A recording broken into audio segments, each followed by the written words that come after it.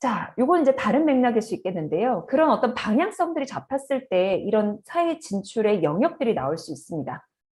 지금 보이는 화면에서는 제가 생각하건대 준비 방법이 다소 좀 다른 경우라고 볼 수 있을 텐데요. 이 준비 방법이라고 하는 부분들을 봤을 때 내가 어떤 부분을 가지? 라고 하는 생각들을 많이 하시지 않을까 싶습니다. 여러분들 중에 대부분 아마 취업이라고 하는 것, 공기업이든 사기업이든 취업이라고 하는 부분을 고민하실 텐데 혹시 나머지 5개에 대해서 고민하시는 친구가 있다면 다시 주석을 활용해서 체크 한번 해주실까요? 오케이, 알겠습니다. 그러면 이 6가지 분야에 대한 것들로 한번 다시 정리를 해볼까 싶습니다. 자, 우선 3가지를 먼저 살펴보면 우선 취업으로 간다고 하면 사기업을 갈 거냐 공기업을 갈 거냐를 고민을 1차적으로 먼저 시작을 하더라고요. 자, 근데 이 부분에 있어서도 자기 이해라고 하는 게 중요하다는 얘기를 말씀드리고자 해요. 내가 어떤 성향의 사람인지 어떤 성과를 가지고 어떤 평가를 받았을 때 내가 일하는 데 있어서 만족감을 느끼는지를 모른다고 하면 그냥 막연한 카더라로 인해서 사기업과 공기업을 같이 준비하거나 따로 준비하는 경우들이 있습니다. 그래서 이 부분에서도 중요하고요. 진학 부분에 있어서도 대부분의 친구들은 석박이라고 하는 어떤 진학을 통해서 교수가 되기 위해서라기보다는 연구소랄지 혹은 기업 취업을 목표로 하는 경우들도 있어요. 그래서 저는 진학을 준비하는 친구들도 궁극적으로 그 학위를 따서 취업을 목표로 한다라고 하면 취업 준비라고 하는 맥락을 전혀 바라보지 않고 진학하기보다는 그 전에 취업에 관련된 것들은 관심을 가져라라고 얘기를 하거든요. 그게 결국엔 본인이 세부 전공을 정해서 진학하는 데 있어서도 도움이 될 수 있기 때문입니다. 교수는 완전 다른 영역이죠, 그죠? 고민 지점은 또 다를 수 있다. 교직 부분 우리 학교는 사범 계열이 있긴 하지만 비사범 계열 친구들 중에서는 이제 교직을 고민하는 친구들도 있죠. 그 프로세스에 대한 것들은 교직 이수에 관련된 거는 학과 사무실에 물어가면서 해야 되는데 마찬가지예요. 이것 역시도 내가 어떤 공교육으로 갈 것인지에 대한 고민일 수 있겠고 혹은 사교육으로 갈 것인지 사교육으로 가도 나는 선생님으로서 아이들을 가르칠 수 있을 텐데 내가 왜 공교육만 지어하고 있을까? 나의 성향이 어떤 것일까를 생각해 봐야 되겠죠. 물론 이 가운데서 또 사범계열 같은 경우에선 임용이라고 하는 시험을 또 치러야 되기 때문에 내가 시험이라고 하는 이렇게 큰 시험에 대한 어떤 준비에 대해서 얼마나 어떻게 준비되어 있는 사람인가 이런 것도 판단해 볼 필요가 있으십니다. 전문직 공무원 프리랜서 최근에 뭐 프리랜서에 대한 것들은 뭐 직접적으로 질문을 하지는 않기는 하겠지만 전문직과 공무원에 대한 얘기들은 끊임없이 계속 나오고 있는 것 같은데요. 이것도 이런 부분들까지는 생각을 해봐야 되겠죠. 사실 전문직으로 내가 회계사, 뭐 법무사, 노무사, 뭐를 딴다고 하더라도 그 경력 없이 바로 개업으로 가는 케이스들은 많지 않다고 하더라고요. 그러니까 대부분 전문 법인으로 가는 경우들이 있습니다. 그럼 내가 그 자격을 갖춰야 해서 거의 뭐 허들을 거의 넘었긴 했지만 내가 A 전문 법인으로 가냐 B 전문 법인으로 가느냐는 결국에는 취업 준비의 또 일환일 수도 있습니다. 그렇기 때문에 이 법인에 대한 어떤 정보들을 취득하는 것뿐만 아니라 내가 해당 그 전문직을 수행하는 사람으로서 어떻게 잘 다져온 사람인지를 보여줄 수 있는 것 이런 경험들도 완전 무시하지는 않아야 되겠죠. 공무원도 그렇죠. 9급인지 7급인지에 대해서 업무의 어떤 수준들이 달라질 수 있고 국가직인지 지방직인지 그 지역 중에서도 어떤 직렬을 선택하느냐에 따라서 성향이 전혀 다르죠. 어떤 친구는 경찰 공무원 되지만 어떤 친구들은 그냥 행정공무원이 되고 싶어 하기도 하고 교육공무원은 되고도 싶어 하지만 법원 공무원이 되고자 하는 친구들도 있을 테니까요. 그래서 공무원 같은 경우에서는 전공 시험과 연관되는 부분들이 있어서 전공 계열로 많이 치우치는 경우들도 있기는 하지만 내가 그 전공 공부에 대한 부분이 꼭 전공이 아니더라도 다른 경로로 인해서 학습할 수 있는 기회들이 있기 때문에 사실 내가 어떤 성향에 더 잘 맞는지를 판단하셔서 직렬도 고민하시는 것이 필요합니다. 그냥 저 9급 갈까요, 7급 갈까요 하는 단순하게 급수만 고민할 것이 아니라 직렬도 꼭 한번 생각해 보시길 바랍니다. 프리랜서 같은 경우에서는 좀 이것도 준비 방법이라고 하면 아주 다른 영역이죠. 그죠? 그래서 이거 역시도 내가 어떤 분야를 좋아한다라고 하는 수준이 정말 다른 사람들과 어떤 수익적인 부분들을 공유할 수 있는 부분인지를 꼭 생각을 해야 될 필요가 있을 것 같습니다. 근데 내가 혼자 좋다고 했을 때는 나에게 수익으로 넘어오지 않기 때문에 그것을 위해서 프리랜서라고 하는 길이 조금 갈 길이 좀 멀 수도 있죠. 그래서 이런 부분들 같은 경우도 나에 대한 어떤 특성들, 내가 이것들을 얼마나 잘 갖고 나갈 수 있는 것인지에 대한 확신, 이런 건 자기 성향에 대한 이해들로 시작될 수 있을 거라는 생각이 듭니다. 자, 전체적으로 지금 말씀드린 것처럼 취업을 기본으로 해서 여러 가지 사회 진출 영역들을 고민하시지만 결국에는 내가 어떤 사람인지에 대한 이해가 되었을 때 앞서 봤던 이 6가지 부분에 대해서 선택이 훨씬 더 수월해질 수 있습니다. 자, 그래서 이 전체 부분에서 아까도 뭐 공무원도 마지막 면접 시험이 있기도 하고 전문직도 법인으로 취업을 해야 되고 교직도 어떤 선생님으로서의 뭔가를 면접 준비를 또 하기도 하는데 결국에는 전체를 하나의 뭐 사회 진출 방법이라고 취업이라고 하는 사회 진출 방법으로 봤을 때 하나 대비되는 것이 창업이라고 하는 것이 있습니다. 창업 부분을 고민하는 친구가 있을지는 모르겠지만 오늘은 창업을 다루지는 않겠고요. 창업을 내가 사회 진출하는데 어떻게 활용하면 좋을지에 대해서만 간단하게 말씀드리겠습니다. 창업은 여러분들 정말 창업을 목표로 해서 전 창업하려고요 하는 친구들이 분명히 있습니다. 하지만 창업이라고 하는 것을 그 목표까지 가지 않더라도 혹은 좌절된 경험이라도 대학생 내에서 해봤던 경험이라면 그것이 목표 자체가 아니어도 크게 문제되지 않습니다. 선생님 그러면 창업을 했었던 것들을 나중에 지원서 쓸 때 써요 말아요? 이것도 상당히 많이 물어보거든요. 안 쓸 이유가 없습니다. 그러면 또 나중에 창업한다고 그렇게 생각하지 않을까요? 만약 예를 들어서 창업 캠프를 가셨든 창업의 여러 가지 어떤 프로세스 경험을 해봤든 그것 자체를 뭔가 성과를 내지 않는 한 그거에 대해서 뭔가를 보지 않습니다.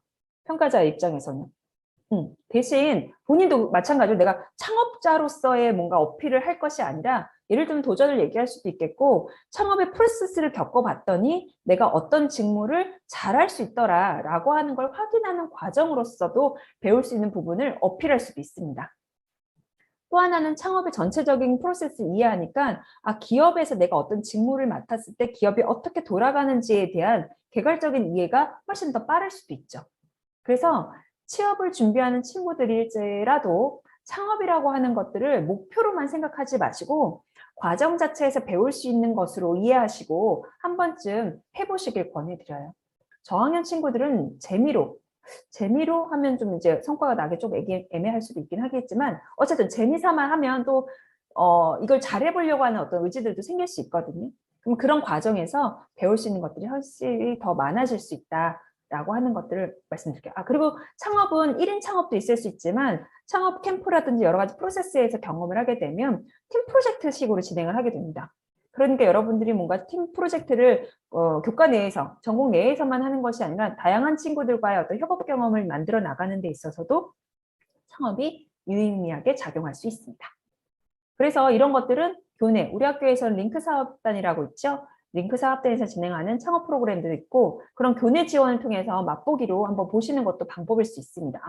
회사가 이렇게 돌아가는구나. 창업자, 그러니까 뭐 오너의 입장에서는 이러이런 것까지 고민해서 만들어 나가는구나를 알고 있다고 하면 여러분이 어떤 직무를 선택하는데 그 고민 지점과 함께 해나갈 수 있는 부분이기 때문에 충분히 경험해 볼 만한 가치가 있죠. 그다음 국가지원 사업, 정말 창업을 나를 목표 있게 해보고 싶다라고 하는 친구들은 국가지원 사업들을 탐색해보는 것도 방법이고요.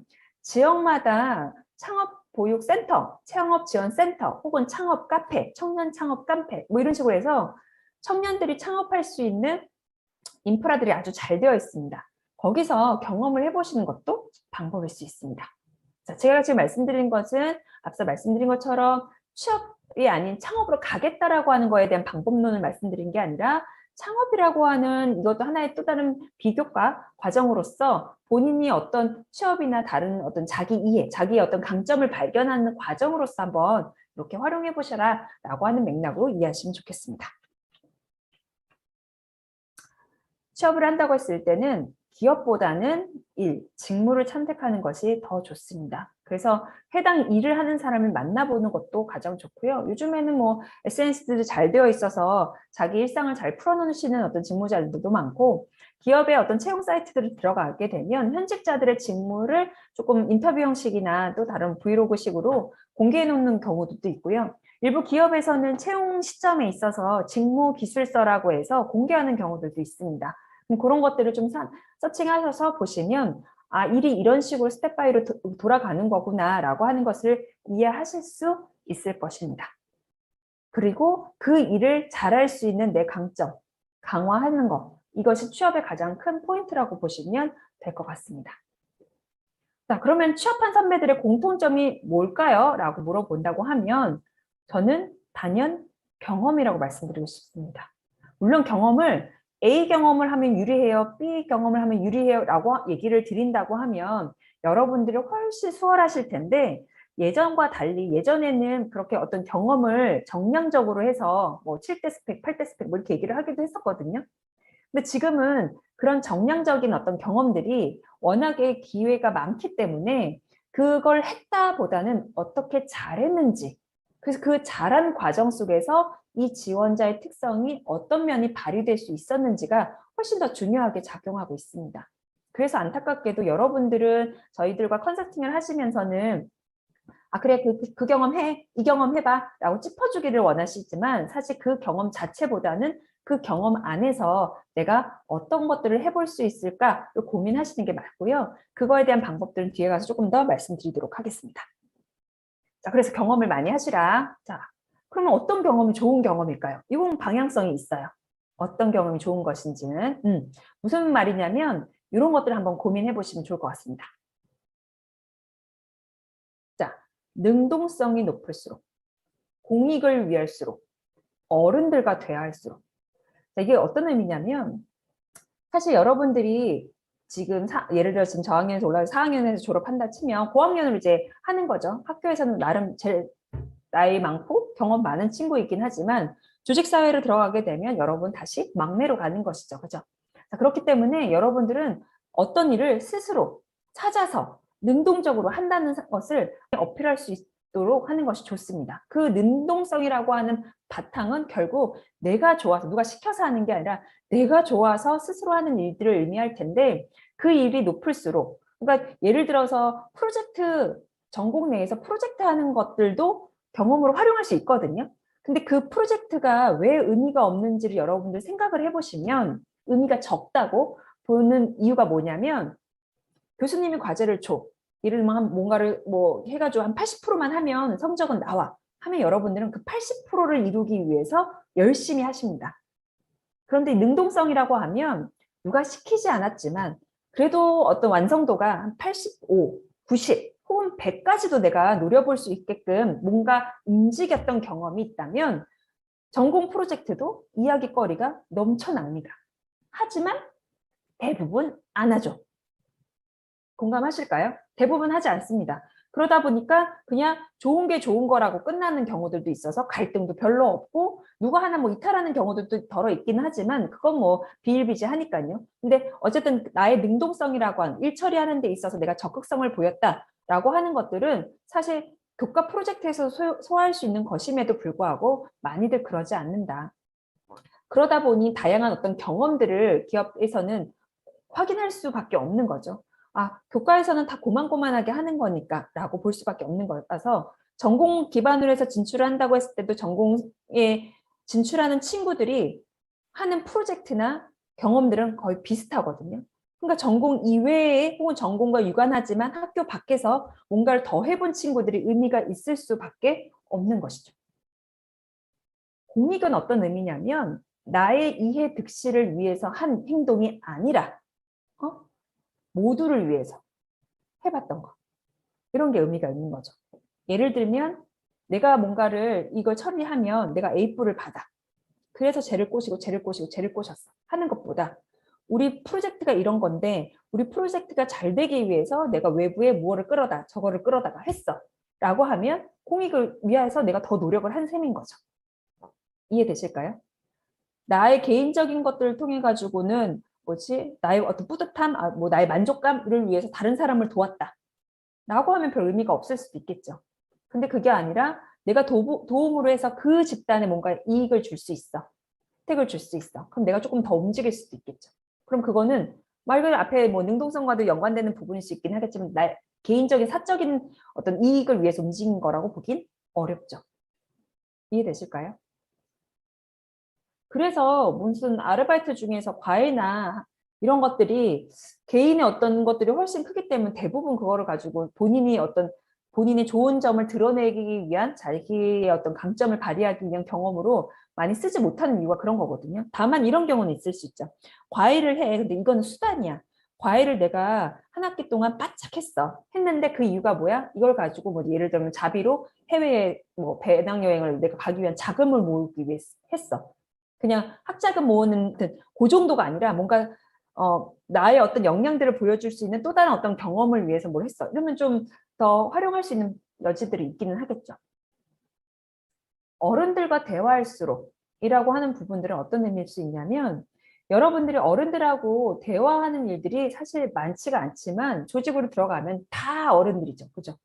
그런데 여러분들이 이제 면접 준비, 4학년들이 되어서 면접 준비를 할 때 단아까를 이제 배우게 됐죠. 뭐뭐 했습니다. 뭐뭐 했습니까? 라고 물어보는 방식들 말할 텐데, 근데 그런 것들뿐만 아니라 이들이 좋아하는 말이나 행동들, 이런 것들이 무슨 상황들에서 어떻게 벌어지는지를 좀 파악하는 거, 이런 것도 되게 중요하거든요. 예를 들어서 어떤 친구가 본인이 좀 신체적인 약점들을 극복하기 위해서 전공과는 전혀 상관없는 물류 아르바이트를 했거든요. 그 물류 아르바이트를 하면서 본인이 어필할 수 있었던 것들은 무엇이었냐면 체력에 대한 부분도 물론 얘기했지만 그 상하차 하는데 대부분 50대 전후에 어떤 어른들하고 같이 일을 했다고 하더라고요. 그럼 그분들이 뭐 하면서 일상적인 얘기들도 할 것이고 다양한 얘기가 오고하면서 현장 얘기들도 나오실 것이고 산업에 대한 얘기들도 나오겠죠. 그 가운데서 얘가 어떻게 들어가서 얘기를 나누느냐라고 하는 것들, 그리고 만약 그렇게 단순하게 해서 친해질 수 있었습니다 라고 하는 것으로도 얘기할 수 있긴 하겠지만, 만약에 내가 봉사활동을 해 그 프로그램을 기획한 그 담당자가 있을 거잖아요. 그러니까 그 담당자와 뭔가 얘기를 했던 경험, 아니면 이 봉사활동이 조금 더 나은 방향으로 가기 위해서 업무 조절을 했던 경험, 이런 것들은 여러분들이 훨씬 더 의사소통 역량을 보여주는 데 있어서 의미가 있죠. 그런데 실체는 어떠냐면 대부분의 친구들이 또래와 손 아래 사람들과의 대화 경험을 통해서 의사소통 역량이 있다고 얘기를 하거든요. 그러면 아까 학원 알바 같은 경우들, 아니면 교육봉사 얘기들, 아니면 뭐 학생회에서 친구들하고 얘기했던 것들, 이렇게 얘기를 하고 나는 의사소통 역량이 좋다라고 얘기를 하는데, 그것보다는 가급적이면 손 윗사람들과의 대화했던 경험들로 내가 어떤 경험을 한다 치면 이 기회를 만들어서 혹은 프로젝트까지 이어진다고 하면 더 좋겠죠. 그래서 그런 것들로 이해하시면 좋은 경험이라 볼 수 있고, 실제적으로 이런 것들이 많이 포함될수록 학생들 이전에 취업했던 친구들을 봤을 때도 공통적으로 나타나더라라는 것을 확인할 수 있었습니다.